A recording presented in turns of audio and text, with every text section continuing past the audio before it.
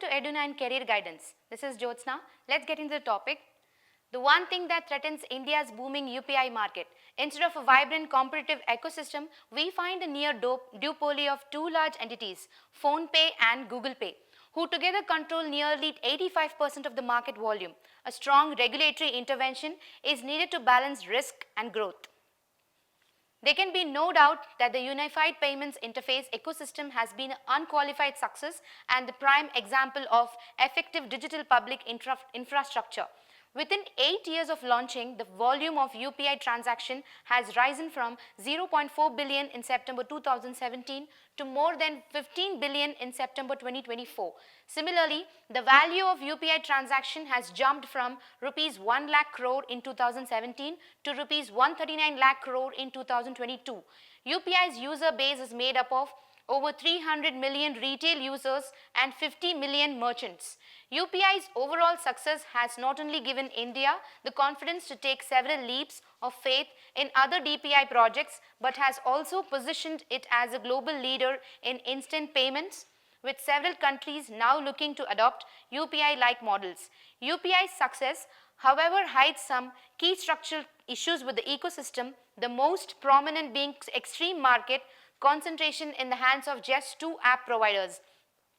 UPI's success and growth over the years can be attributed to three reasons. First, its simplicity and seamlessness in enabling real-time bank-to-bank transfers with nothing more than mobile numbers. Second, its interoperability, which allows users to send and receive money to each other, irrespective of the UPI app or bank used.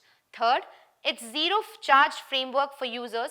In fact, UPI carries no extra charge for users and merchants alike, with an exception only in the case of e-wallet transactions above Rs 2,000, where merchants incur an interchange fee.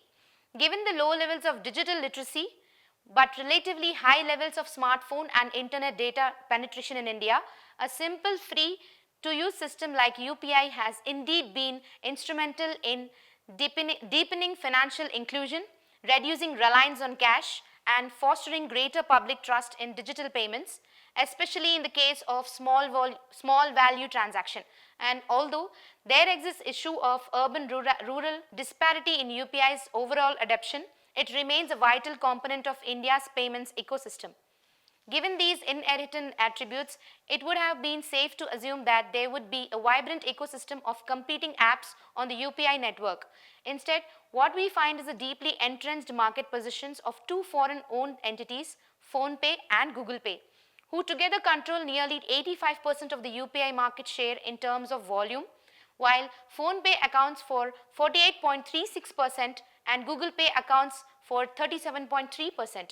Paytm, the next biggest player, accounts for a mere 7.2%. BHIM, the government's own UPI app, accounts for less than 1%. Not only does such acute market concentration risk creating single points of failure for digital payments, but also stands to adversely impact competition and innovation at such an early stage in UPI's growth trajectory. Such risks will ultimately harm consumers the most. Entities like PhonePe, Google Pay and the like are the third-party app providers who participate in the UPI ecosystem as service providers to banks who are part of the UPI network.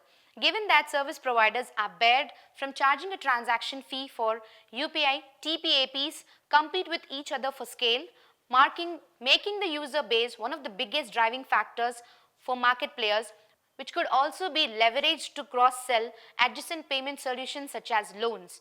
Google Pay and PhonePe significantly benefited from a big first-mover advantage and a capital advantage of being financially backed by mega corporation, which allowed to the two apps to aggressively push their UPI apps, even with no revenue model to sustain them.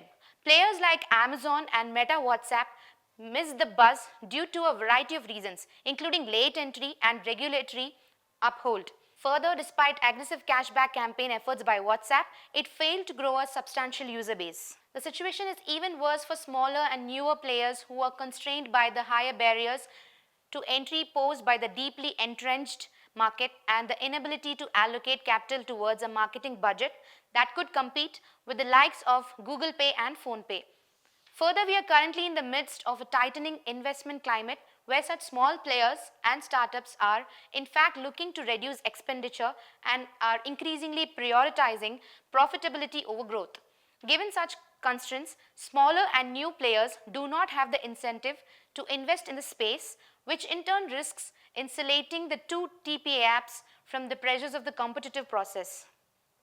These concerns have rightly raised alarm bells within the National Payments Corporation of India, the Parliamentary Standing Committee on Communications and Information Technology, various government departments.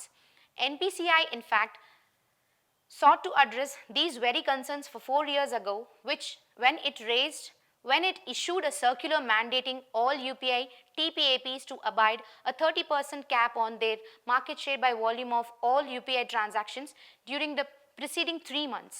The 30% number was chosen by NPCI as it provides enough scale to be commercially viable, particularly as the UPI market as a whole grows, while maintaining the structural integrity of the UPI ecosystem without being overly dependent on couple of platforms.